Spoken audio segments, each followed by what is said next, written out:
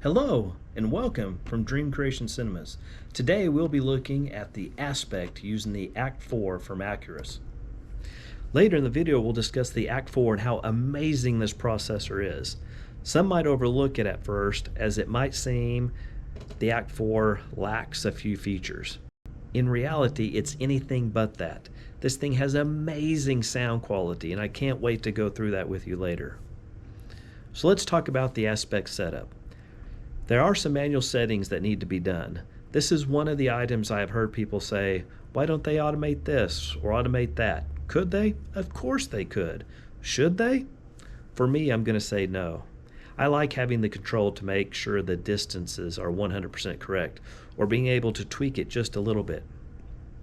So we'll start off. You're going to measure the main listening position distance to each speaker in the layout and enter that information.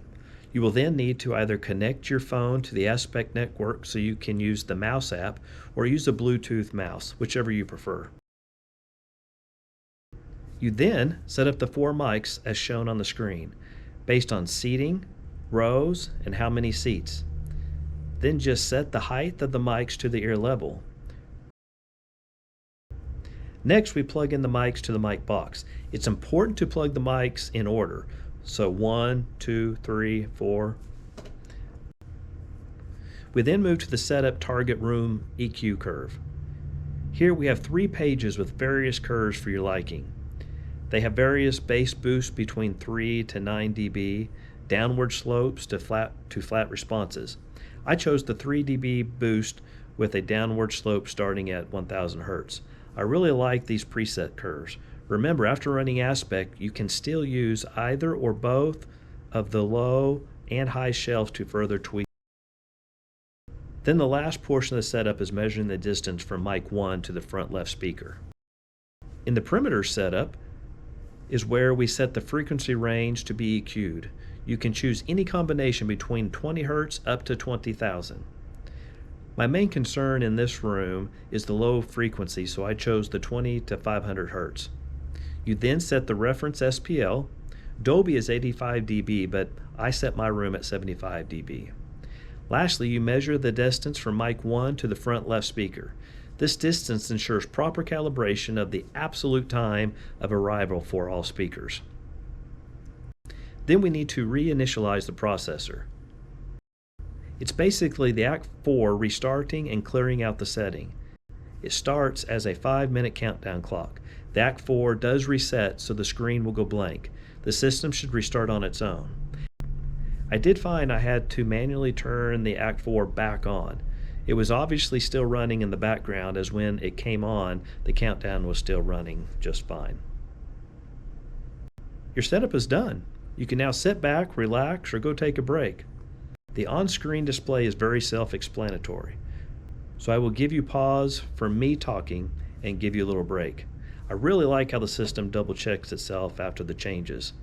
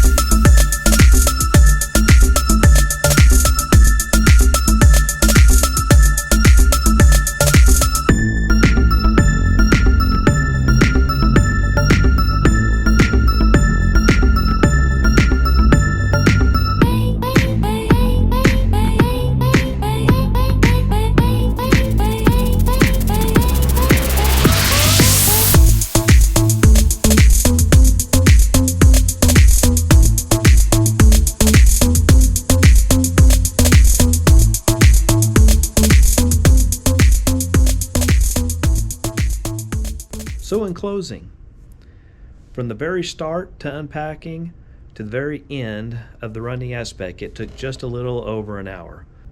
Although not in this video, I did run REW after to check the results. The ASPEQT finish graph was almost spot on to REW.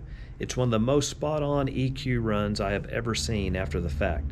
No fluff or major smoothing to make it look better, just real results. So the question, would I recommend ASPEQT? Absolutely, but it is expensive for the kit at $3,700. I would really try to work with your dealer to have them run ASPEQT for you as part of the sale. If you're a DIYer, maybe see if the dealer will let you borrow or rent the kit. I have to say, the Act 4 and the ASPEQT is kind of like the quiet giant. I've been blessed to hear almost all of the current processors out there. For the money, the Act 4 has to be considered in the top 3. Those who went to CEDIA 2024 and got to listen to the Acurus demo room will know what I'm talking about. If you're considering a high-end processor, I hope you can find a local dealer or friend to audition the Act 4 and ASPEQT. I promise you won't be disappointed.